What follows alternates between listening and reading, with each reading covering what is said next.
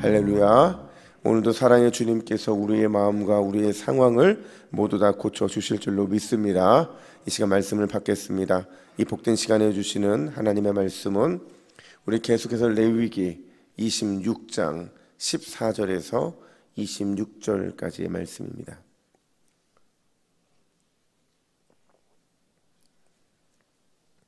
구약성경 188면 레위기 26장 14절에서 26절까지의 말씀, 아버지 하나님의 마음이라는 제목으로 오늘 말씀을 받겠습니다.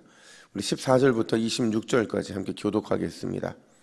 그러나 너희가 내게 청종하지 아니하여 이 모든 명령을 준행하지 아니하며 내 규례를 멸시하며 마음에 내 법도를 싫어하여 내 모든 계명을 준행하지 아니하며 내 언약을 배반할진대 내가 이같이 너희에게 행하리니 곧 내가 너희에게 놀라운 재앙을 내려 폐병과 열병으로 눈이 어둡고 생명이 쇠약하게 할 것이요 너희가 파종한 것은 헛되리니 너희의 대적이 그것을 먹을 것임이며 내가 너희를 치리니 너희가 너희의 대적에게 패할 것이요 너희를 미워하는 자가 너희를 다스릴 것이며 너희를 쫓는 자가 없어도 도망하리라.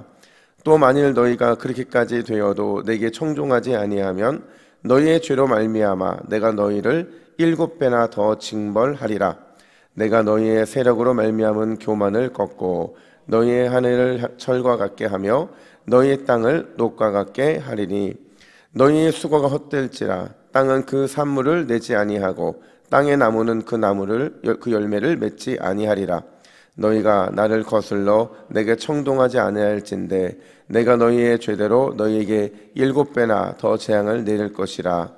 내가 들짐승을 너희 중에 보내리니 그것들이 너희의 자녀를 움키고 너희 가축을 멸하며 너희의 수요를 줄이리니 너희의 길들이 황폐하리라. 이런 일을 당하여도 너희가 내게로 돌아오지 아니하고 내게 대항할진대 나 곧 나도 너희에게 대항하여 너희 죄로 말미암아 너희를 7배나 더 치리라.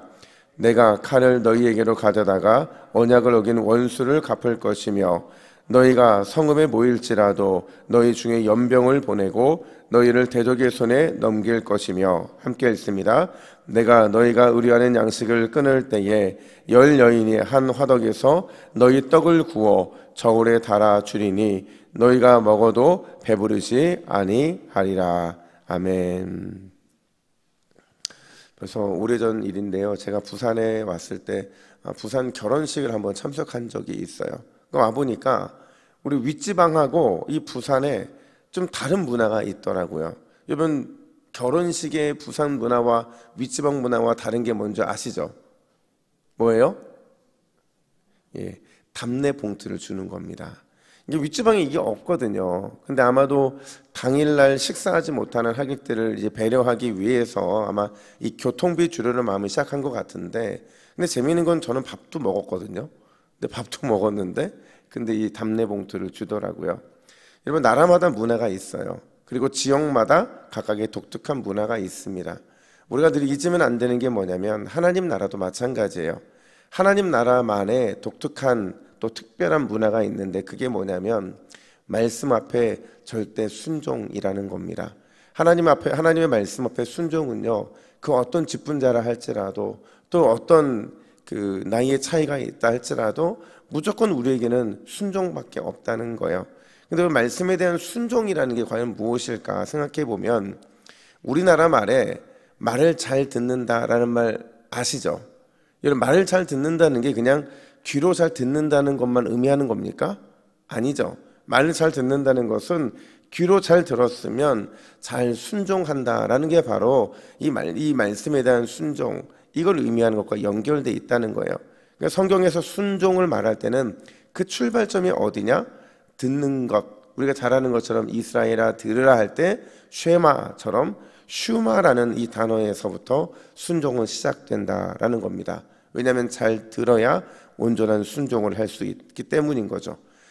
이제 진짜 여러분, 우리가 레위기 마지막을 향해 막 달려가고 있어요. 근데 진짜 중요한 말씀을 오늘 본문에서 하시는데 바로 순종과 불순종이라는 거죠. 어제 본문 3절부터 13절까지는 하나님의 말씀에 청종하고 순종하는 자가 받을 복이 무엇인지를 설명했다고 한다면, 오늘 본문은 포함해서 14장 43절까지는 청종하지 않는 불순종한 자가 받을 저주가 무엇인가에 대해서 말씀을 하신다는 거죠. 먼저 오늘 본문을 통해 주시는 두 가지 교훈을 살펴보면, 첫 번째로 말씀을 청종하지 않는 것, 다시 말하면 불순종하는 것을 우리가 절대로 가볍게 여겨서는 안 된다라는 거예요. 여러분, 우리가 늘 주의해야 되는 게 하나가 있어요. 그게 뭐냐면, 하나님 내게 어떤 말씀을 하셨어요. 그 말씀에 순종하는 것을 우리는 자꾸 어떻게 생각을 하냐면 그냥 선택해도 되는 것으로 착각을 한다는 거예요. 하면 좋고 안 해도 괜찮은 것처럼 여긴다는 거죠. 좋은 말씀 주셨는데 가능하면 지켜볼게요. 이게 그 당시 이스라엘 백성들의 태도였고, 또 여전히 우리 마음속에 자리 잡고 있는 태도 중에 하나라는 겁니다. 그런 그들을 향해 하나님이 뭐라고 말씀하시냐면, 우리 2절 말씀을 같이 읽습니다. 2절입니다. 시작. 내 규례를 멸시하며 마음에 내 법도를 싫어하여 내 모든 계명을 준행하지 아니하며 내 언약을 배반할진대. 여러분, 이 구전에 사용되고 있는 멸시한다라는 단어가 있어요. 이 멸시한다는 단어는 일부러 거부하고 거절한다는 뜻이에요. 또 싫어한다라는 표현이 등장을 하는데, 이 싫어한다는 것은 혐오하고 무시하다라는 뜻이 있다는 거죠. 그러니까 여호와의 말씀에 순종하지 않는 것은 단순히 우리가 듣고 안 듣고의 문제가 아니라 일부러 하나님의 말씀을 거부하고 하나님 말씀을 하신 그 하나님을 혐오하고 무시하는 게 바로 그 마음의 중심에 있기 때문에 그런 행동을 하는 것이다라고 주님은 판단하시겠다라는 거예요. 놀라운 건 하나님의 말씀을 가볍게 여기고 불순종해서 밀어내고 무시하는 자들에게 어떤 저주, 어떤 심판이 임하게 된다고 말하느냐. 우리 16절 상반절도 같이 읽습니다. 시작. 내가 이같이 너희에게 행하리니 곧 내가 너희에게 놀라운 재앙을 내려. 여러분, 놀라운 재앙이 오늘 굉장히 중요한 표현인데, 우리는 깜짝 놀랄 만한 이 두려운 재앙, 이렇게 생각하기 쉬운데, 이게 뭐냐면요, 이 놀라운 재앙이라는 걸 정확하게 번역하면 너희 위에 공포심이 찾아오게 할 것이다 라는 거예요. 그러니까 놀라운 재앙이라는 게 뭐냐면 공포심인 거죠. 그냥 공포가 느껴지는 거예요. 근데 여러분, 이 공포가 느껴지면 마음에 뭐가 사라지느냐? 평안함이 사라집니다. 이 평안함이 갑자기 사라져 버려요. 그래서 평안함이 사라지면서 끊임없이 우리의 삶에 무엇인가를 두려워하게 되고, 이 두려운 것 때문에 근심과 염려하게 되면서 불안한 마음이 우리의 삶을 지배하게 만드는 것, 이게 바로 하나님 앞에서 주의 말씀에 불순종하고 밀어내고 무시하는 자들이 받게 되는 심판이고 저주라고 오늘은 말씀하고 계신다는 거죠. 근데 여러분, 이게 얼마나 무서운 말이냐면요, 삶에서 이 평안이 사라지게 되면, 공포심이 찾아오게 되면 가장 첫 번째 나타나는 증상이 있어요. 그게 뭔지 아세요? 바로 잠이라는 거예요. 잠이 사라져 버려요. 그리고 마음의 어둠이 사라져 버립니다. 그리고 마음의 어두움은 반드시 우리의 정신적이고 영적인 질병을 가져오게 만든다는 거죠. 결국에는 우리 인생이요, 완전히 망가진 인생이 되어버리고 말아요. 저도 목회 현장에서 많은 사람들을 만나다 보면 이런 분들 참 많이 만나거든요. 그 출발점은 항상 공포심이었어요. 그러니까 마음속에 평안함이 사라지면서 잠이 사라지고, 잠을 못 자니까 마음에 어두움의 그늘이 생기게 되고, 이 문제 해결이 안 되니까 정신적으로 영적인 질병이 찾아와서 완전히 망가진 인생을 살아가는 그런 인생들을 우리는 많이 보게 된다는 거죠. 그래서 이제 오늘 16절 하반절부터 그 결과가 등장을 하게 되는데, 하나님 말씀에 순종하지 않는 자들은 각종 질병이 시달리게 됩니다. 기력이 쇠하게 됩니다. 심지어 아무리 농사를 지어도 내 손에 들어오는 게 없어요. 이걸 빈손 저주라고 하는데, 삶의 빈손 저주가 너무 심하게 일어나는 거죠. 뿐만 아니라 17절부터 18절 보니까 갑자기 뜻하지 않게 적들이 쳐들어오게 되고, 그 공포심에 끝없이 적들이 찾아오지도 않았는데 이제는 도망치는 인생을 살아가게 된다는 거예요. 자, 여러분, 어제 말씀을 기억해 보세요. 어제 우리가 이 본문 바로 전까지 순종하는 자들, 그러니까 청종하는 자들에게 안전이 보장돼 있었어요. 그리고 그들의 삶에 풍족함이 있었다는 거죠. 근데 그게 뭘로 갑자기 바뀌느냐? 청종하지 않고 순종하지 않으니까 공포심이 찾아오게 되고 영적이고 정신적인 황폐함이 그들의 삶을 지배해버리게 된다라는 겁니다. 근데 여러분, 제가 내일도 말씀을 한번 더 드리겠지만 오늘 이 본문을 접하면서 우리가 반드시 잊으면 안 되는 게 뭐냐면요, 이 말씀 속에 하나님의 사랑이 있다는 거예요. 그러니까 사랑의 저주를 우리는 절대로 놓치면 안 된다는 겁니다. 사랑의 저주라는 게 뭐냐면요, 하나님이 진짜 저주를 내리고 싶어 저주를 내리는 게 아니라 하나님이 그들의 인생을 책망하기 위해서, 심판하기 위해서 심판하시는 게 아니라 사랑하시기 때문에 지금 계속 이 말씀을 하고 계시는 거예요. 내일 본문에 똑같은 표현이 등장을 해요. 그게 뭐냐면 7배나 더하겠다, 7배나 더하겠다, 이 표현이거든요. 여러분, 우리가 보통 진짜 화나고 진짜 막 심판을 쏟아 부을 것 같으면 그런 얘기 하지도 않습니다. 그냥 직결로 심판이 이루어지는데 하나님은 끊임없이 너에게 심판이 임할 것이다, 심판이 임할 것이다, 그리고 너에게 7배나 더할 것이다, 7배나 더할 것이다, 이렇게 말씀하고 있는 것은 말씀에 순종하여 돌아오기를 간절히 원하는 하나님의 사랑의 마음이 이 저주의 선포 속에 담겨져 있다는 거예요. 그러니까 우리는 이 저주를 통해 속히 돌아오기를 간절히 원하시는 하나님 아버지의 마음을 느껴야 한다는 겁니다. 예를 예레미야 29장 11절 말씀, 늘 우리가 잘 아는 말씀입니다. 이 말씀이 오늘 본문에 딱 맞아 떨어지는 거예요. 우리 같이 한번 읽어볼까요? 시작. 너희를 향한 나의 생각을 내가 아나니 평안이요 재앙이 아니니라. 너희에게 미래와 희망을 주는 것이니라. 아멘. 여러분, 오늘 이 새벽에 우리는 비록 저주의 심판의 말씀들을 접하고 있지만 읽기는 저주를 읽되 이해하는 것은 하나님의 사랑으로 받아들임으로 인해서 오늘도 우리를 순종함으로 돌아오기를 간절히 원하시는 하나님의 사랑 앞에 우리가 온전히 순종하는 저와 여러분 되기를 간절히 축복합니다. 두 번째로, 오늘 본문은요, 결국에는 뭐가 중요하냐? 우리의 마음을 지키는 게 중요하다. 바로 이걸 말씀하고 계신 거예요. 우리 19절 말씀 같이 읽습니다. 19절입니다. 같이 읽습니다. 시작. 내가 너희의 세력으로 말미암은 교만을 꺾고 너희의 하늘을 철과 같게 하며 너희의 땅을 녹과 같게 하리니. 여러분, 너희 세력이라는 표현이 뭐냐? 이게요, 이런 겁니다.